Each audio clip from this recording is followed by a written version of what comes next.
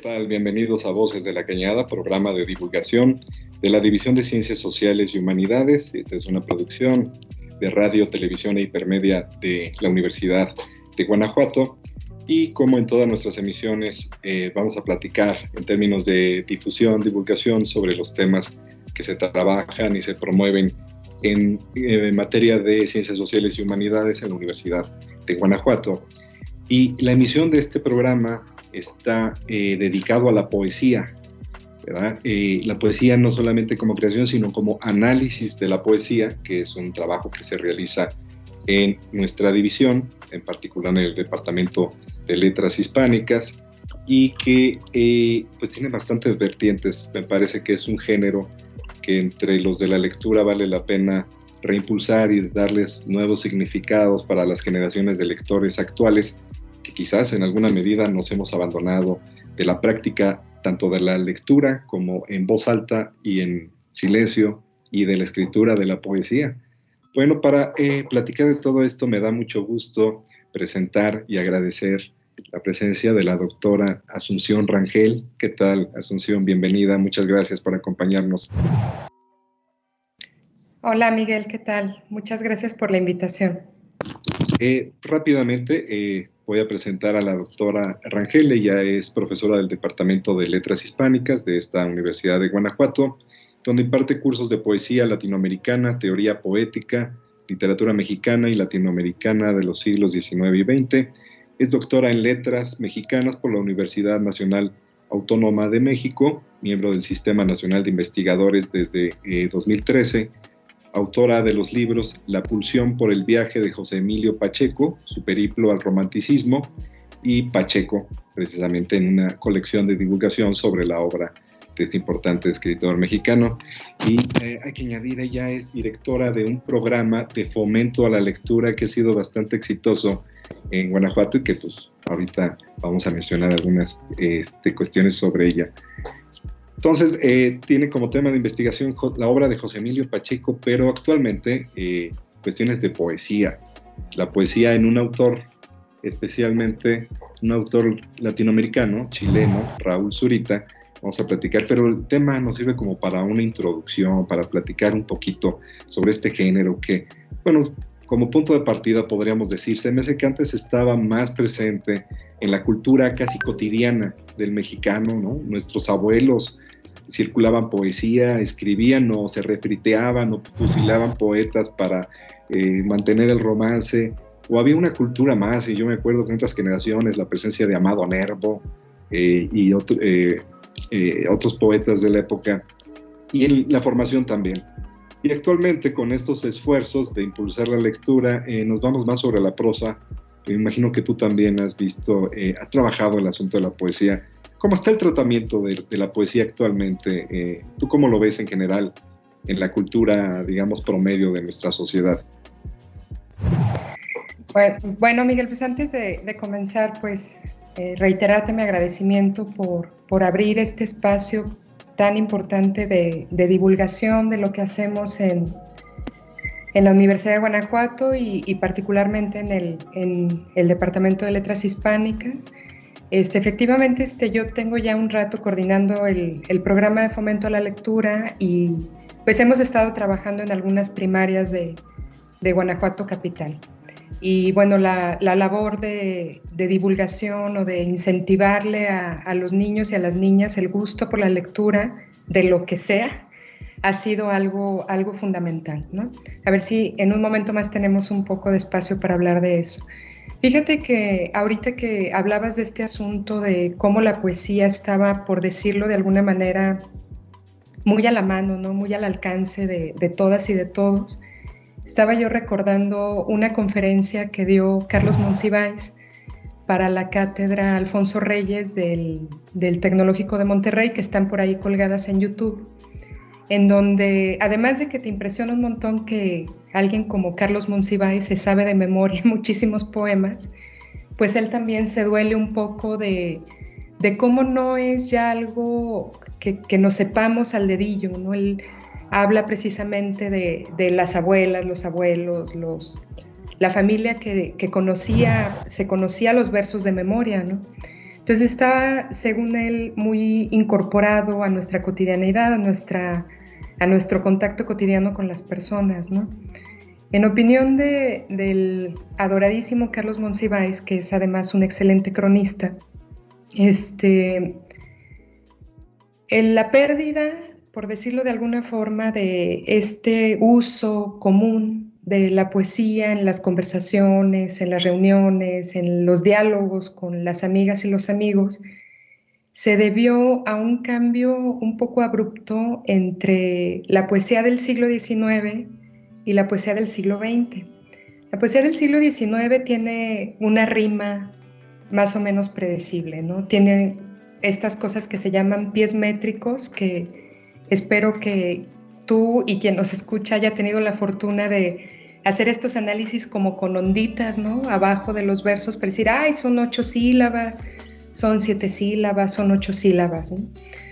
Y la rima, ese metro muy cortito de 7, de 5, y la rima ayudaba mucho a que te aprendieras los poemas de memoria. Entonces, en opinión de Carlos Monsiváis, que por supuesto que está dialogando ahí con muchos estudiosos de la poesía, en el 20 esto se rompe, ¿no? Ya no hay un metro regular, ya no hay una métrica predecible, y eso dificulta que lo podamos memorizar para después repetirlo, ¿no? Yo les recomiendo mucho que si tienen tiempo y ganas, se vean las 3 conferencias que tiene Monsiváis en la página de YouTube de la Cátedra Alfonso Reyes, que además es un excelente conversador, ¿no? Es un tipazo que está hablando además con mucho amor y mucho conocimiento de la poesía mexicana del siglo XIX y XX. Y bueno, fíjate que también creo que podrá servir para esta plática, aludir a mi gran amor, que es José Emilio Pacheco, como ya lo has mencionado. Pacheco publicó un inventario durante muchos años en la revista Proceso, y bueno, también se publicó en otras revistas, ¿no? en otras publicaciones sobre literatura. Y recuerdo mucho una crónica que escribió en donde decía una cosa bien interesante, ¿no? Que se pregunta, ¿no?, ¿qué sería de nosotros si de la poesía supiéramos lo mismo que sabemos de fútbol, ¿no? La historia de los equipos, las alineaciones, los campeonatos, las copas, etc. Entonces ahí Pacheco se duele un poco de del poco conocimiento que se tiene, ¿no?, de los poetas, de la poesía, de las corrientes, de los grupos, particularmente de la poesía.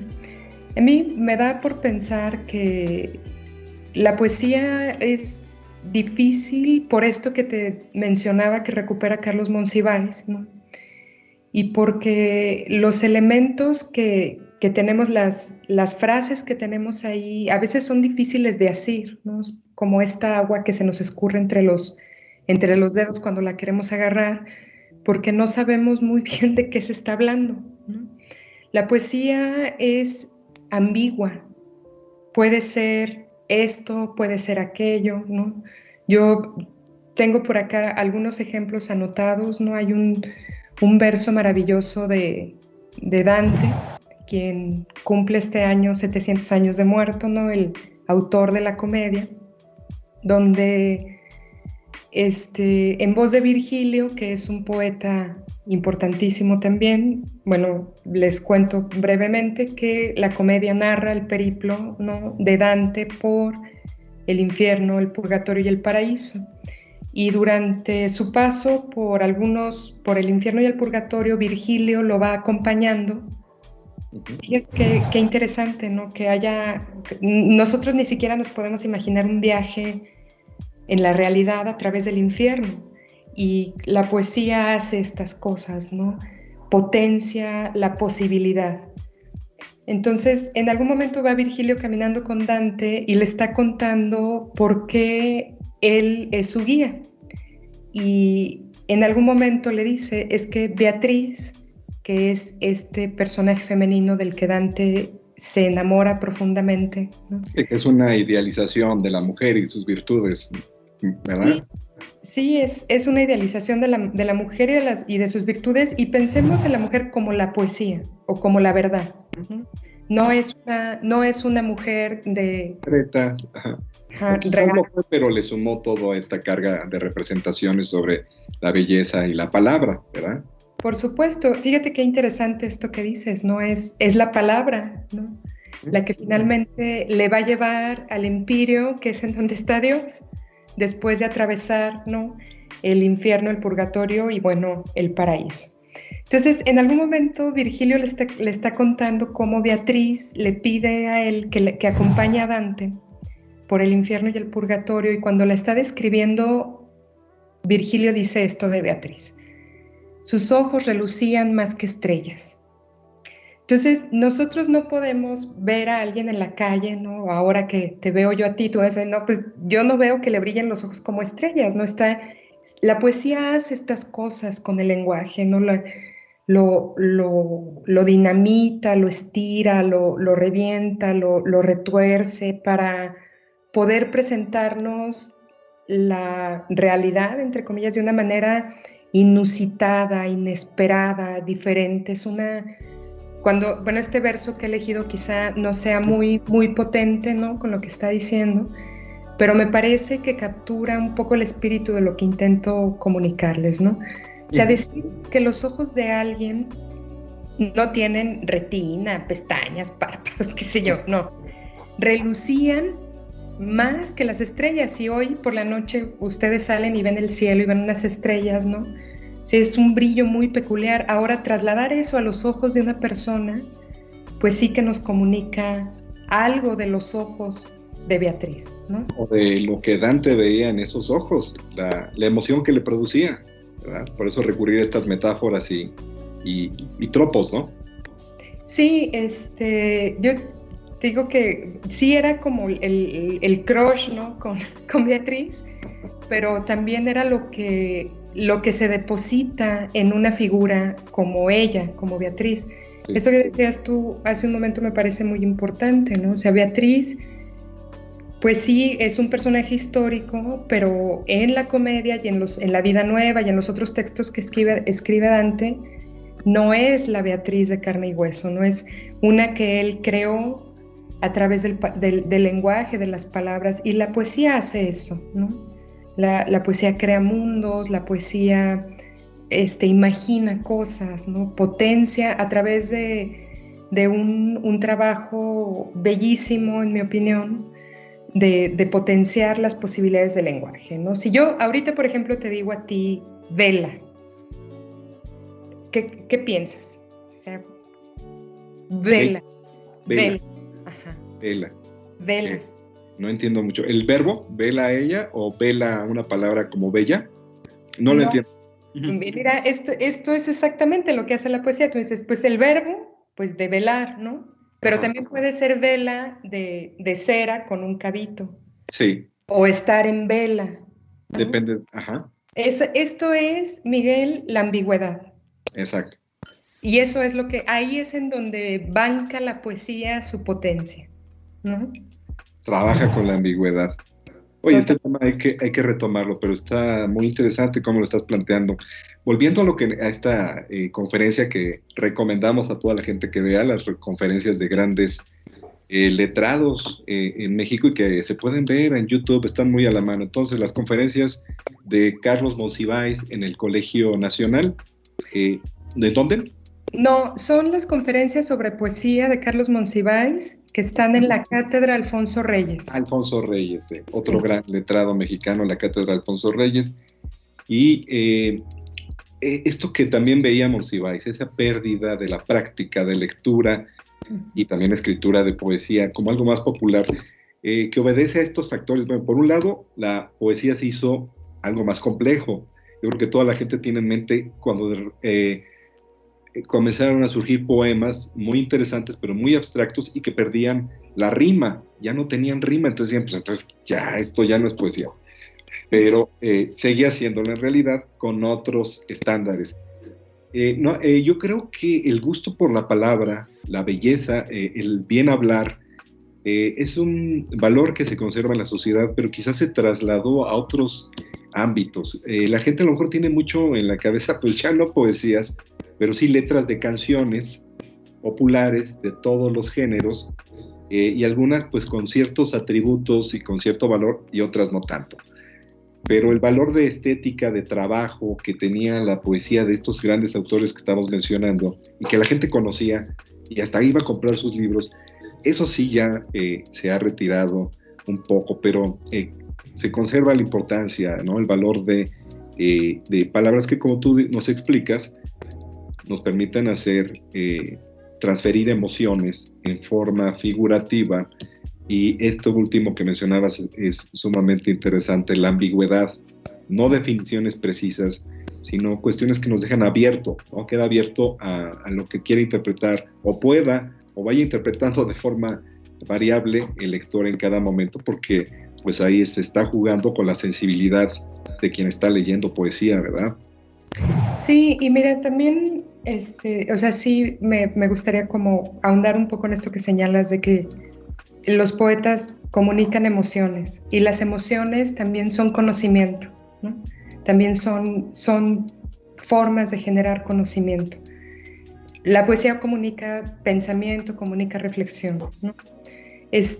Creo también, Miguel, que además de esto que Monsiváis señala sobre el cambio abrupto que hay entre la poesía del siglo XIX, seguramente todas y todos tuvimos que alguna vez recitar un poema algún día festivo, ¿no? En la primaria, qué sé yo. Entonces sí era una cosa de un verso chiquito con rima para que lo pudieras memorizar y decir. Entonces en el siglo XX esto cambia, ¿no? Y es un poco más complicado. También pienso que la poesía empezó a escribirse para los poetas, ¿no? O sea, hay una cosa ahí de libresca, ¿no? De la Torre de Marfil, del artepurismo, ¿no? Por ejemplo, si yo te digo ahora un versito diametralmente opuesto entre el mismo poeta, José Gorostiza, ¿quién me compra una naranja para mi consolación? Dicen las canciones para cantar en las barcas. Y en el otro extremo están los primeros versos de Muerte sin fin. Se ve, ¿quién me compra una naranja para mi consolación? Eso es algo que es asequible para, pienso, ¿no? Para todas y para todos. Y en las antípodas de esto está la entrada de Muerte sin fin, que ve la complejidad. Lleno de mí, sitiado en mi epidermis, por un Dios inacible que me ahoga. ¿De qué está hablando este señor, no? Entonces sí, me parece que hay ahí una cosa también de contenido muy importante, ¿no? Que se torna muy, muy libresco, muy de poesía para poetas, ¿no? Aunque también tengo que decir que mientras José Gorostiza estaba escribiendo esto, había otro grupo de poetas que estaban escribiendo una oda a las ganas, por ejemplo, ¿no? De Ricardo Castillo, que es un poeta de Jalisco, que por estar en la provincia y escribir de cosas muy, muy de la tierra, muy de la carne, muy poco sesudas, pues no fue como, en aquel tiempo no fue tan tomado en cuenta, ¿no? Mientras estaba alguien como José Gorostiza escribiendo estas cosas, ¿no? Muerte sin fin, ¿no? Se conserva, pues vaya, poesías en cualquiera de estos casos es una construcción utilizando la palabra para construir sentidos, reflejar la experiencia del sentimiento. Esto que tú dices es conocimiento, es la experiencia de haber lidiado con conocimientos y entonces ya se establece a través de la palabra y con variaciones importantes, la métrica, el ritmo, ese crear esa estética que puede ser con o sin rima, pero persiste, digamos, a la manera de Becker. La pregunta, ¿no? ¿Y qué es poesía? No hay definición, pero hay acercamientos, hay cosas que nos hacen pensar y hay ambigüedades en la misma definición. Doctora Asunción, ¿qué es poesía? No, pues no sé. No sé. Mira, perdón. Es bien complicado, ¿no? Esta cosa, ¿no? De definirlo todo, de sistematizarlo todo, ¿no? Que corresponde a una corriente de pensamiento pues muy cientificista, ¿no? Híjole, pues el área 4 de humanidades que ha sido siempre como bien rebelde, ¿no? Y se resiste muchísimo a la definición única, ¿no? Bueno, pues la poesía, decir qué es la poesía es de la cosa más, bueno, desde Aristóteles están ahí como todo mundo discutiendo y jalándose los pelos para poder definirla, ¿no? Antonio Latorre, que es un gran pensador al cual le debemos, por ejemplo, Los 1001 años de la lengua española, que es una historia del español y además escrita de una manera bellísima. Tiene un texto muy bonito que se llama Lingüística y Literatura, en donde dice algo como, qué bueno que no lo hemos definido, porque el día que se define, se nos acaba la chamba, se nos acaba la curiosidad, ¿no? Se nos acaba la capacidad o el piecito para discutir y para reflexionar. Lo que sí hay es muchos intentos, ¿no? Muchos intentos de decir, pues, en mi opinión, esto es la poesía y esto es un poema, ¿no?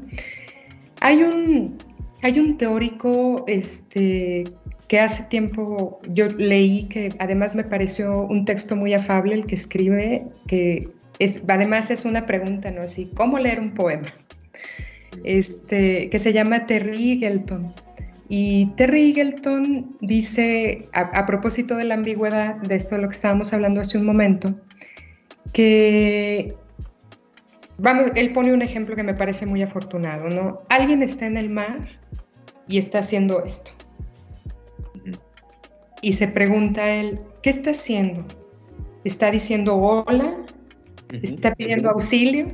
¿Está nadando de manera sincronizada? Pues puede hacer todas las cosas al mismo tiempo, ¿no? Entonces, él dice esto del poema. El poema hace esto, y esto, y esto, y esto también. Es un poco el ejemplo que te ponía con la palabra vela, ¿no? Vela de velar, vela de la cera con el pabilo, ¿no? O estar en vela, ¿no? Esto de no dormir, etc. Entonces, la ambigüedad, voy aquí con el perdón de Efraín Huerta, que le daba con el rayo al embustero Larousse, ¿no? Voy a referirme aquí a lo que dice el diccionario de la Real Academia de la Lengua Española sobre la ambigüedad. La RAE dice que lo ambiguo es dicho especialmente del lenguaje. Esto es algo que puede entenderse de varios modos o admitir distintas interpretaciones y dar por consiguiente motivo a dudas, incertidumbre o confusión.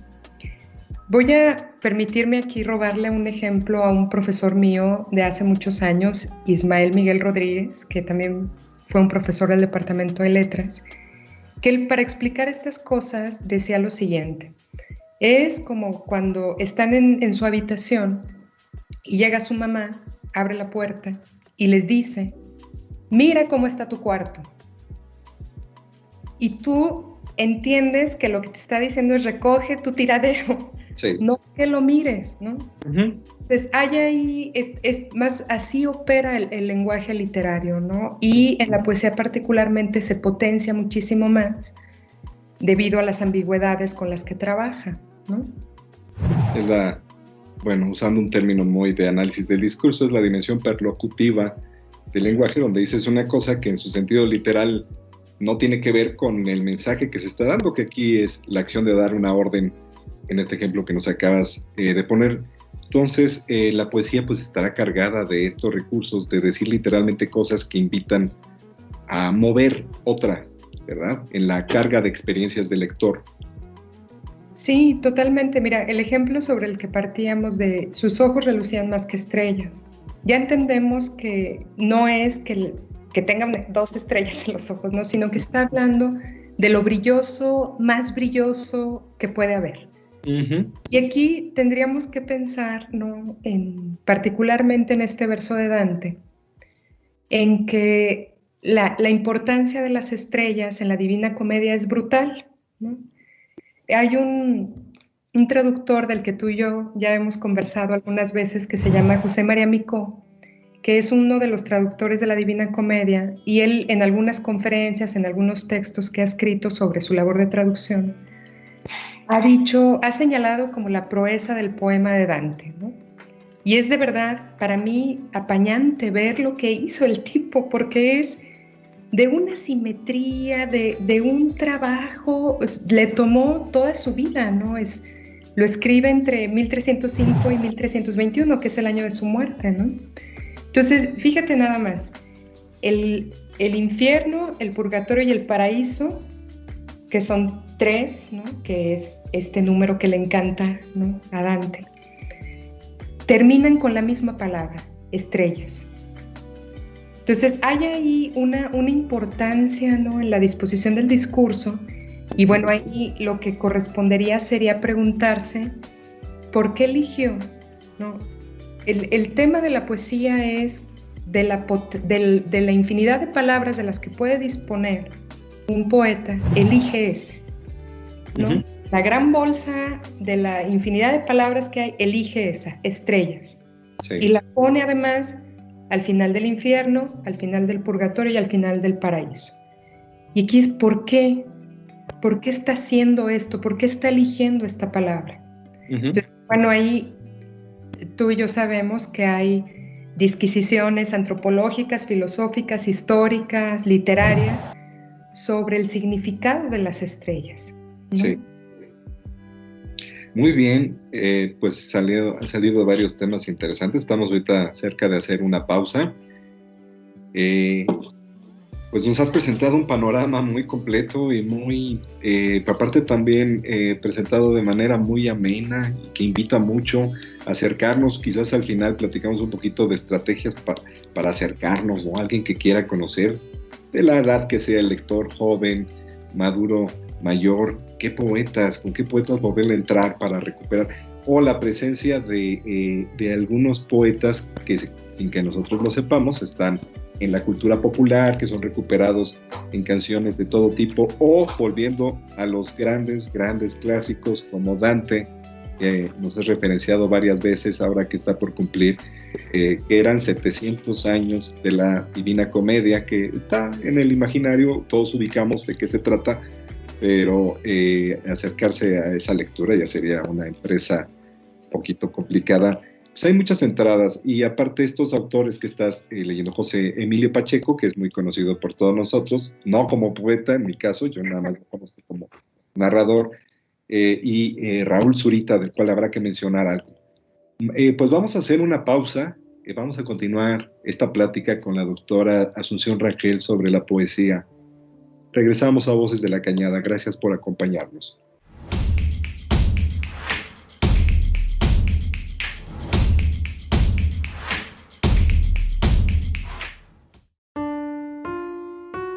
A la mitad del camino de nuestra vida me encontré en una selva oscura por haberme apartado del camino recto.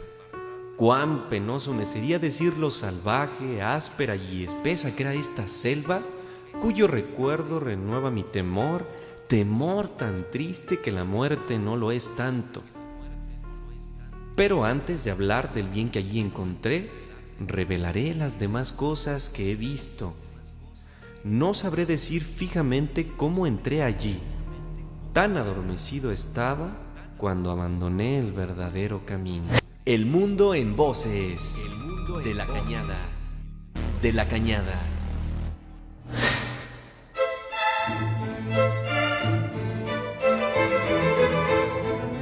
Celebremos juntos el 7º centenario de la muerte de una de las figuras más notables de la literatura universal, Dante Alighieri. Para ello, recordemos su magnum opus, la Divina Comedia. La Comedia de Dante Alighieri es la obra máxima del pensamiento medieval y, sin duda, una de las más extraordinarias de la literatura europea, debido a las circunstancias de su creación y al poema en sí mismo. El contexto de Dante al escribir esta obra es el exilio de Florencia y por consecuencia el abandono de su mujer Beatriz, a quien no vuelve a ver. Asimismo, se considera la Comedia de Dante como una obra de vida, ya que el autor planteó escribirla desde el año 1302, pero según Giovanni Boccaccio, uno de sus primeros biógrafos, menciona que comenzó en 1304 para finalizarla en el año de 1319. Actualmente, críticos y estudiosos de Dante, como lo es el español José María Micó, afirman que el comienzo de este proyecto fue de 1306 al año 1321.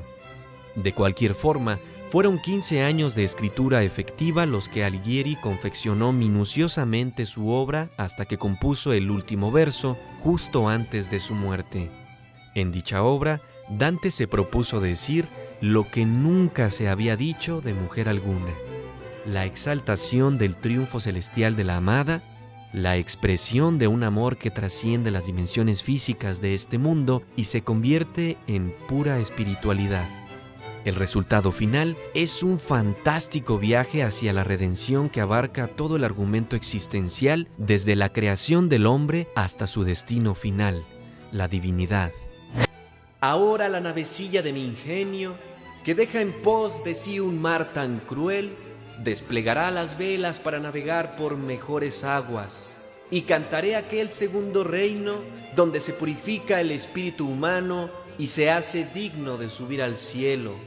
Resucite aquí, pues, la muerta poesía, oh santas musas, pues que soy vuestro, y realce Calíope mi canto, acompañándolo con aquella voz que produjo tal efecto en las desgraciadas urracas que desesperaron de alcanzar su perdón.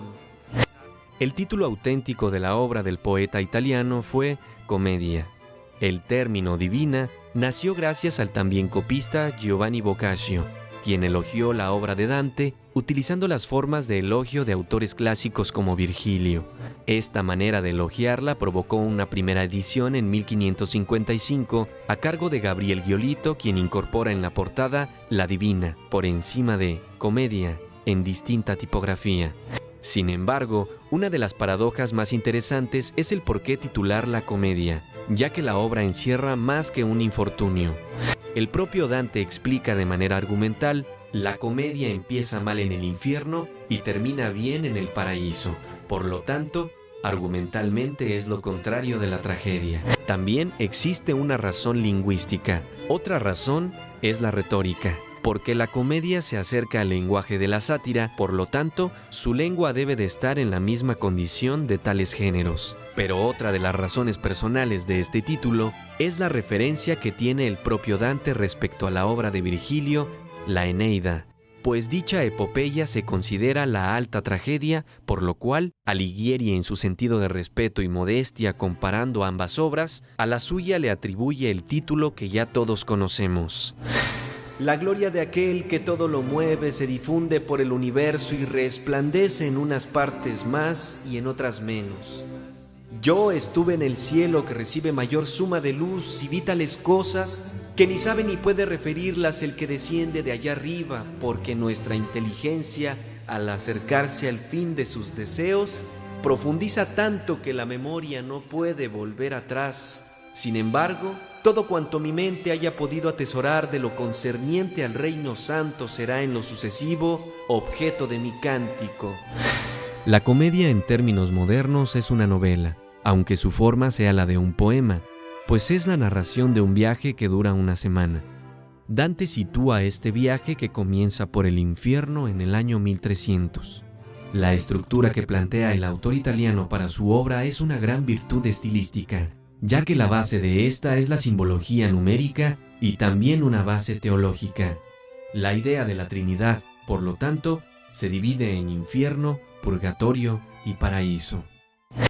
Otro de los grandes méritos de esta obra es la invención de una nueva forma métrica para su poema.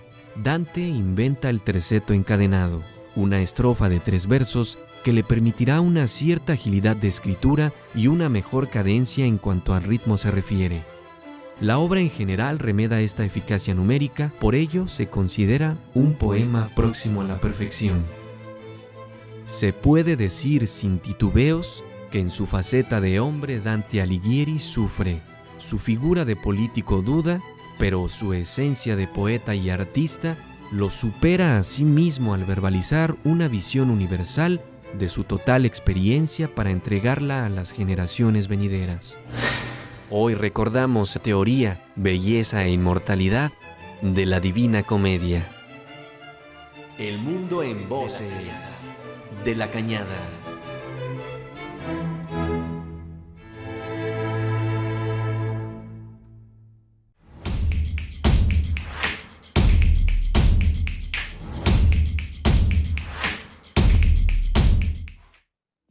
Regresamos a Voces de la Cañada. Estamos platicando con la doctora Asunción Rangel sobre poesía, la presencia de la poesía en la cultura mexicana, en las prácticas cotidianas, un poquito abandonada, pareciera ser, pero quizás no del todo. Y todo el mundo de la poesía, vaya. Algunas cuestiones un poquito teóricas es lo que le estábamos preguntando, cómo la definimos, algo que es medio indefinible, donde impera la ambigüedad, que es importante, porque, como dice ella, no todo en la vida, ni siquiera en la vida académica, se debe de reducir a la pretensión de definiciones formalistas, estrictas y duras, y menos algo que trata con lo humano, como lo hace la poesía, que esa es su función, hablar de lo humano de manera muy humana, digamos, ambigua, compleja, que se llene de sentidos y que dé salida y entrada a todo tipo de construcciones de sentido en la vida. Doctora Asunción, pues estamos hablando ahorita de Dante. Dante es el uso de las estrellas en esta construcción simétrica y todo el plan de la comedia. A lo largo de los años pues han cambiado las formas de construcción poética, ¿verdad? La métrica, la rima, van variando, pero la construcción de sentido y la necesidad de expresar persisten.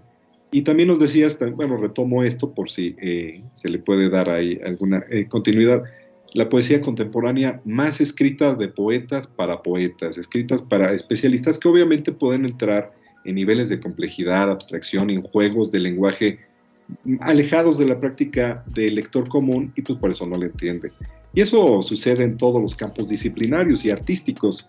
Las vanguardias estéticas del siglo XX fueron sumamente abstractas, construidas sobre sistemas pues, que la gente no entendía. Clarísimo ejemplo, la pintura, que pues, todavía en la actualidad los pintores que gozan de más aceptación o más gusto popular todavía son los que se les entiende visualmente, si acaso llegamos hasta los impresionistas y ya hasta ahí le llegamos nosotros, el público común, ¿verdad?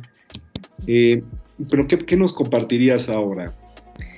Bueno, mira, te dije hace un momento que en efecto escribieron poesía para poetas, pero ahora pienso que, no sé, tengo más de la mitad de mi vida montada en la bici de leer poesía, ¿no? Gabriel Sáenz tiene un ensayo sobre eso, sobre la bicicleta y la lectura, ¿no?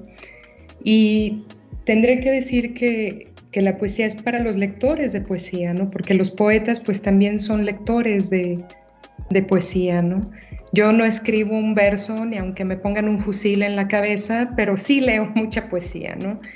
Entonces, hoy quiero hablarte de este poeta que se llama Raúl Zurita. Tiene este libro de ensayos que además, como podrás ver, el título es muy elocuente, son importantes las estrellas, ¿no?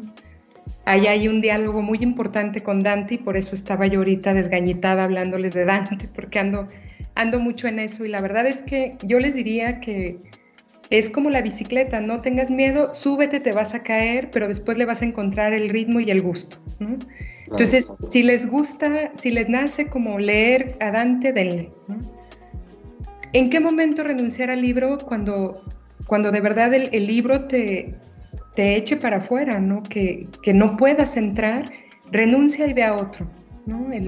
Y sobre todo leer lo que se tenga a la mano, ¿no? No es como, bueno, vamos a leer la primera edición de tal. No, hay que leer lo que se tenga a la mano. Yo soy de esa idea, ¿no? Aunque sea la revista de los chismes que yo leía en la casa de mi madre, ¿no? O el periódico, o el cómic de la familia Burrón, ¿no? O la Divina Comedia, o la Teogonía de Hesiodo, o, bueno, me voy a permitir leerles ahora un poema de este escritor chileno que además yo quiero con todo mi corazón, que se llama Raúl Zurita Canessa. Zurita nació en Santiago de Chile en 1950 y bueno, recientemente recibió uno de los premios de poesía más importantes, el Premio Reina Sofía de Poesía Iberoamericana. Por el tema de la pandemia y tal, hace poco fue a recibir el premio y el discurso que leyó es realmente impresionante, está en internet, si lo quieren leer se los recomiendo muchísimo. Si lo buscan como discurso de Raúl Zurita al recibir el premio Reina Sofía, es una cosa de verdad dolorosa y muy humana, ¿no? Pero además muy, muy dulce y muy tierna a la vez. Es como esto que decía Julio Cortázar, ¿no? Es un fruto que al morder es dulce y amargo a la vez, ¿no? Así es lo humano, una cosa así. Bueno. Ay, perdón, disculpa que te interrumpa, pero de lo que tú misma me has comentado de este autor, poniéndolo un poquito en contexto, no supongo ahorita nos vas a explicar más, pero anticipando esta lectura, cuando tenía 23 años, sucede el golpe de Estado en Chile de Pinochet, y él y sus amigos son objeto de la represión de aquel régimen. Sufrió cárcel, vio morir, vio cómo eran torturados sus amigos y toda esa experiencia de dolor, pero que fue larguísima y que se fue sedimentando, constituyen los ejes de la motivación de este autor, ¿verdad? Sí, de hecho, su libro, no sé si total, pero el libro que reúne además trabajo que hizo de joven y ahora que ya es un poeta maduro, tiene como marco el golpe de Estado en Chile. Es la noche, la tarde, la noche y el amanecer del día del golpe en Chile. Entonces, pues sí, a Zurita lo levantaron, se lo llevaron al estadio de fútbol, lo tuvieron ahí con la idea de que iba a morir, ¿no? Y finalmente él la libra, ¿no? Hay un documental muy interesante que se llama Verás no ver y llorarás, que es un documental en donde él mismo narra, ¿no? Cuenta lo que pasó en aquella ocasión y su experiencia además como sobreviviente, como además un testigo de lo que fue después descubrir que los desaparecidos eran arrojados a los acantilados de las costas en Chile, o lo que sucedía en el desierto de Atacama, en los centros de detención.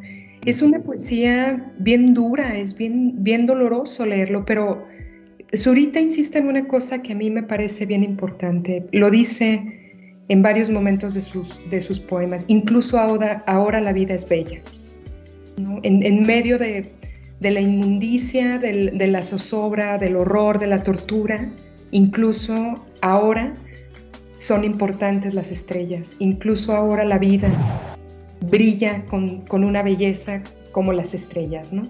Entonces, este es el Sura, ¿no? Hay un video en YouTube de él leyendo un poema. Lo que acabas de decir es la forma cariñosa, afectiva que tú le llamas a Zurita, el Sura. El Sura, sí. Es que, bueno, yo creo que deberían de darme un coco cada que lo hago, pero es como cuando decimos de los libritos, ¿no? Mi librito, como con mucho cariño. Eso está bueno, porque habla del grado de afección, de afectividad y de familiaridad que has desarrollado con este autor. No sé si lo conozcas, si alguna vez te has cruzado con él. No, ¿verdad? Bueno, mira, la verdad, yo conozco a una estudiosa, una gran amiga mía que la quiero y la quiero un montón, que se llama Magda Sepúlveda Eris. Ella trabaja en la Católica de Chile. Y alguna vez fui a sacar unos documentos de la biblioteca de allá. Y gracias a un contacto que hizo, me hizo el favor, ¿no? Un colega mío, Felipe Oliver Fuentes, un colega del departamento. Él me puso en contacto con Magda. Y pues Magda, que es además una lectorzaza de poesía, yo alguna vez le dije, oye Magda, ¿qué leo, no? Y Magda me dice, lea Zurita. Entonces empecé a leer a Zurita y en algún momento arrastré en mi locura a algunos estudiantes de la maestría y de la lectura que hicimos de su obra publicamos un librito que está en la colección Estudios Literarios del Departamento de Letras Hispánicas, que se llama Zurita, una cartografía poética. Entonces sale el libro, yo se lo mando a Magda, Magda me dice, oye, yo le quiero hacer la cuarta de forros, y Sura así, lo querrá ver. Entonces, cuando vengas a Santiago, pues vemos si podemos, ¿no? Que converses con él.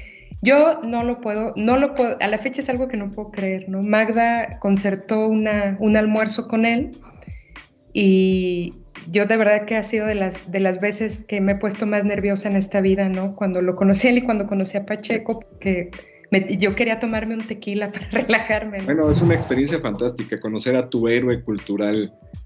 Uno se queda pasmado completamente, no sabes ni qué decirle, ¿no? A mí, de verdad que además me tocó fuerte en el corazón, ¿no? Porque cuando lo conocí, que le llevé el libro, éramos un grupo de unas 6 personas y agarró el libro y nos mandó a volar.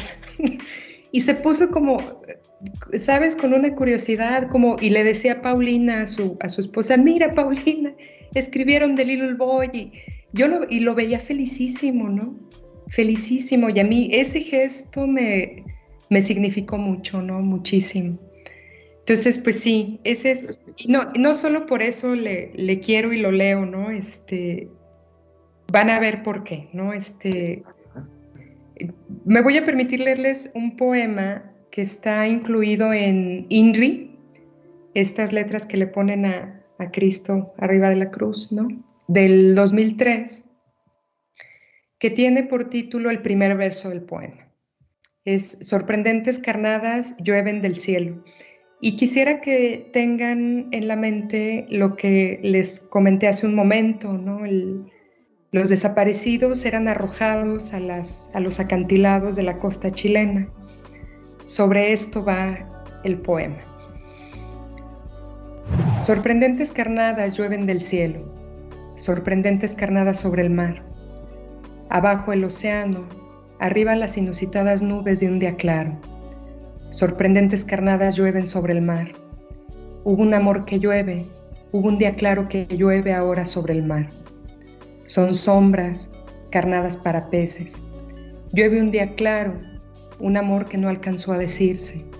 El amor, ah sí, el amor. Llueven desde el cielo asombrosas carnadas sobre la sombra de los peces en el mar. Caen días claros, extrañas carnadas pegadas de días claros, de amores que no alcanzaron a decirles. El mar, se dice del mar. Se dice de carnadas que llueven y de días claros pegados a ellas. Se dice de amores inconclusos, de días claros e inconclusos que llueven para los peces en el mar. Se oyen días enteros hundiéndose, se oyen extrañas mañadas soleadas, amores inconclusos, despedidas truncas que se hunden en el mar.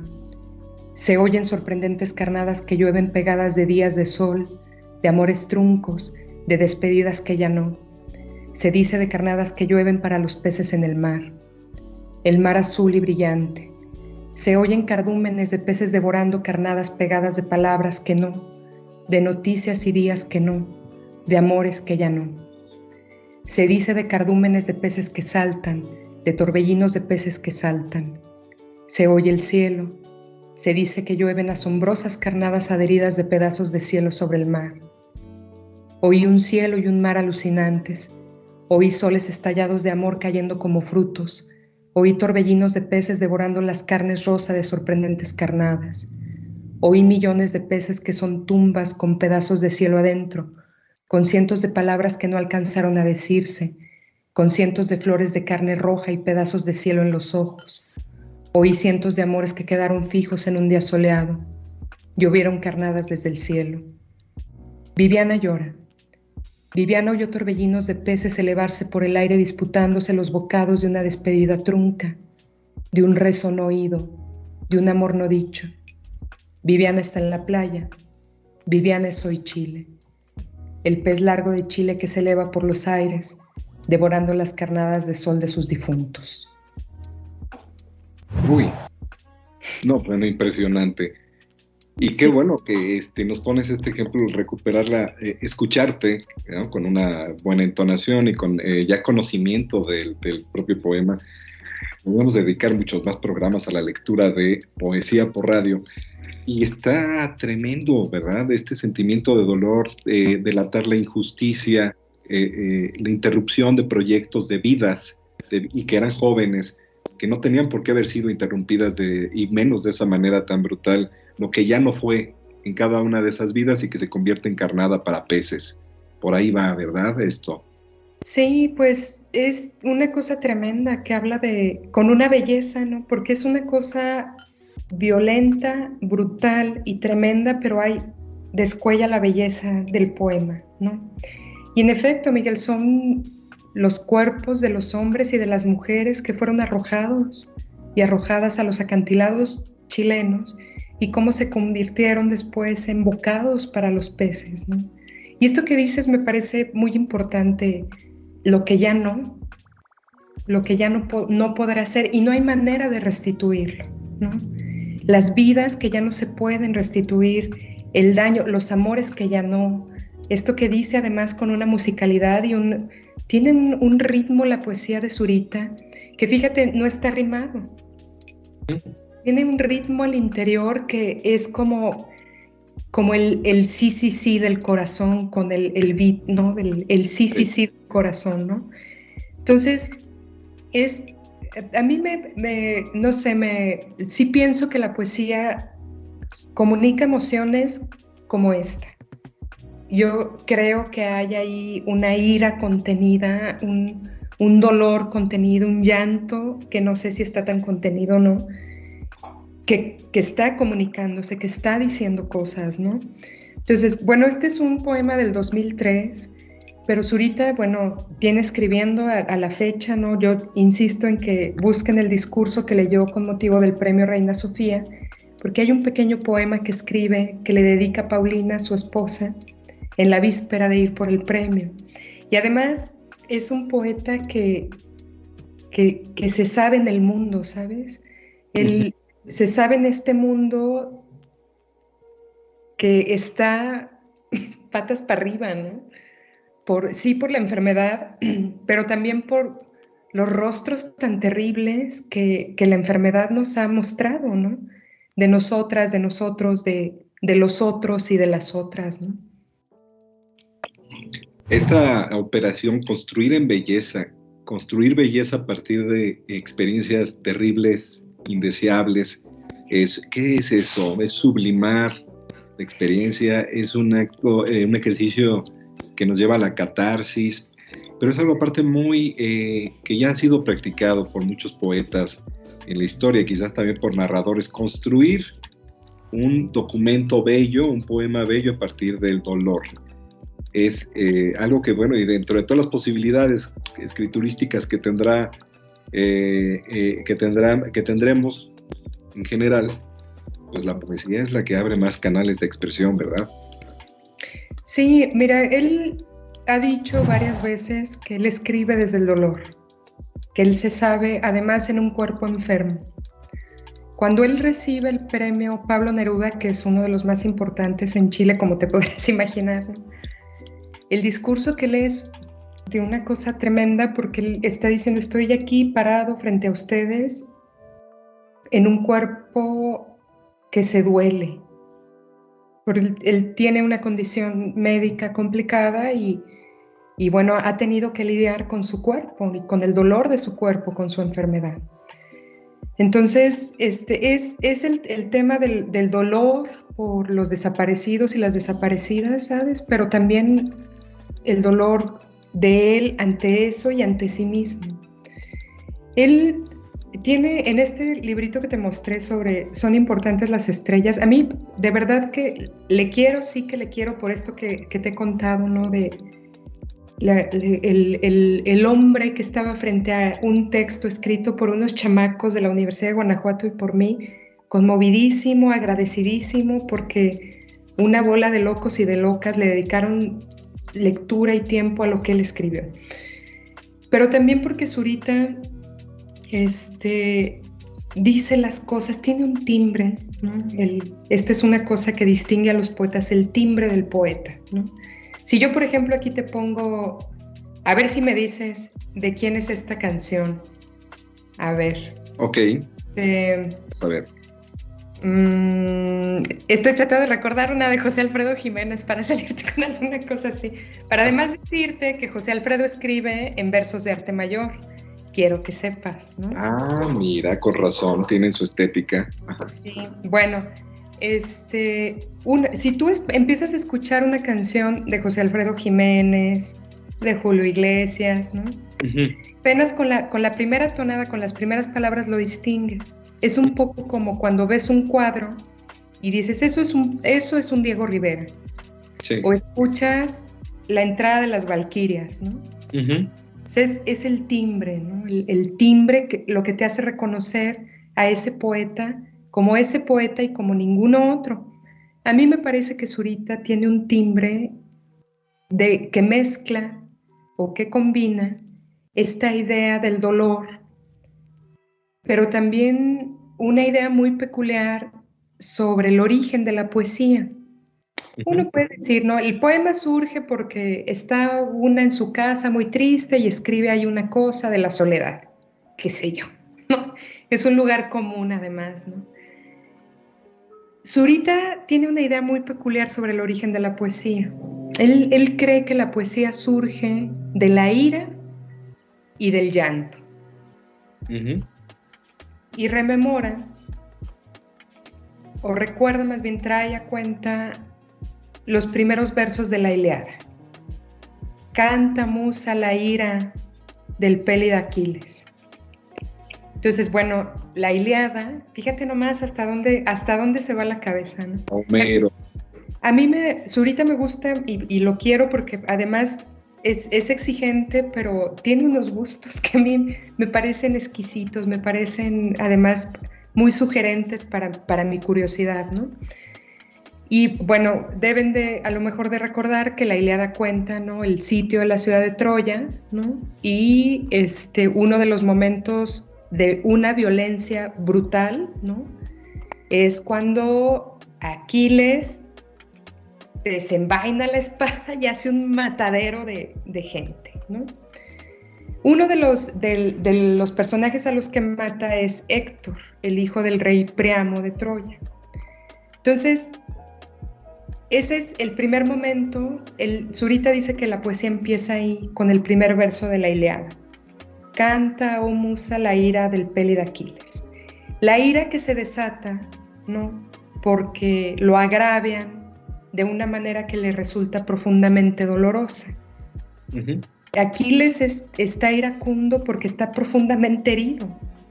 Está herido en el corazón, está golpeadísimo, tristísimo, iracundo, ¿no?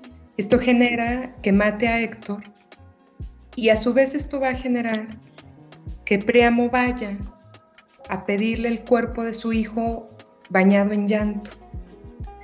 Zurita dice una cosa hermosa, ¿no? Cuando Aquiles levanta al viejo en llanto que le pide que le devuelva el cuerpo de su hijo, levanta a toda la humanidad, ¿no? A toda la humanidad que ha perdido a sus hijos y a sus hijas que han sido desaparecidos y desaparecidas, le restituye un poco de aquello que le quitó. Me parece que esto en el contexto del país en el que vivimos Sí, nos puede significar muchas cosas, ¿no? Entonces, a mí me parece muy, muy interesante esto, ¿no? Que yo me preguntaba, ¿por qué está diciendo que el origen de la poesía es la ira? Cuando regularmente el lugar común que tenemos es, bueno, está muy triste, se siente muy sola, qué sé yo, y escribe un poema, ¿no? A mis soledades voy, de mis soledades vengo, ¿no? Pero también hay otro punto de creación, de surgimiento, que es el de la ira y el del llanto, ¿no? Como los momentos en los que se escribe el primer verso. Yo no sé si el autor del Himno Nacional Mexicano, que es un gran poema, estaba iracundo, triste cuando escribió el primer verso, ¿no?, y los que siguen. Ese, por ejemplo, Miguel, es un poema que todas y todos nos sabemos. El himno nacional. De una musicalidad, de un ritmo brutales, ¿no? Es la estridencia, es el tambor, la trompeta sonando todo el tiempo, ¿no? Efectivamente. Vaya, pues entonces aparece aquí en Zurita la ira la ira y el dolor contenidos, pero que se vacían en la poesía, y lo refiere como acto fundacional de la poesía misma. Qué interesante esto que dices, la capacidad de reflejar el dolor del rey Príamo, el dolor de todos los padres que han perdido a sus hijos en la guerra o en actos violentos, y como tú dices, vaya que en la actualidad mexicana hay muchos miles de personas que están pasando por eso. Entonces la pertinencia de la poesía y de esa poesía que asume el origen del dolor para darle vía. Y habrá otros, ¿no? Habrá otros, como tú dices, entre los lugares comunes es, se hace poesía para reflejar la belleza de la vida y quizás temas más alegres que también son tratados en la poesía y pues que nos da pie para muchos programas más, ya sea contigo, con tus estudiantes, con compañeros del Departamento de Letras, con invitados, pero aquí hay toda una vía. Y particularmente afortunada esa lectura que tú nos hiciste, que nos compartiste con ese calor y ese ritmo y ese conocimiento de la obra. Pues todo, me estaba pensando que será otro tema que luego trataremos, cómo se puede disfrutar la lectura como de la poesía en privado, en silencio y también como acto colectivo, que antes las familias lo hacían, que alguien se ponía a recitar en reuniones, en tertulias familiares, los grandes poemas, y eso también ya no lo tenemos. Pues hay un sinfín de cosas y recomendaciones. Este libro de Zurita, rápidamente antes de despedirnos, Son importantes las estrellas, ¿ese se puede conseguir aquí en México? ¿Quién lo editó?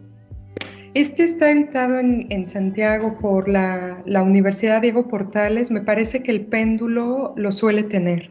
Librería El Péndulo. Ajá. El otro es este libro que es, perdón por los papelitos, este es el Zurita, que es la obra total. Sí. Este también lo pueden conseguir en El Péndulo. Está editado por la Universidad Autónoma de Nuevo León y por Aldus. Uh-huh. Yo aprovecho para hacer el comercial de que la Autónoma de Nuevo León está sacando unas cosas súper bonitas, ¿no?, en su editorial. Y bueno, yo les recomiendo que visiten la página memoriachilena.cl y busquen Raúl Zurita. Ahí van a poder descargar, que es de Open Access, algunos de sus libros en PDF, fotografías, testimonios, y hay ahí una ficha bien completa de su biografía, ¿no? Pues sería muy interesante incluso googlear por ahí poemas de Zurita y como un primer acercamiento. Doctora Asunción Rangel, oye, pues muchísimas gracias por tu presencia aquí en el programa y muchas gracias por este acercamiento a la poesía de forma vivencial y de forma práctica que nos presentaste, además de todo el conocimiento que compartiste. Esperamos tenerte pronto en Voces de la Cañada. Muchas gracias. Muchas gracias a ti, Miguel, y sí, más poesía, por favor. Todos vamos a estar más en la clave poética. Pues muchas gracias a todas las personas que nos escuchan en Voces de la Cañada. Seguimos en contacto en nuestras próximas emisiones. Muy buenas tardes.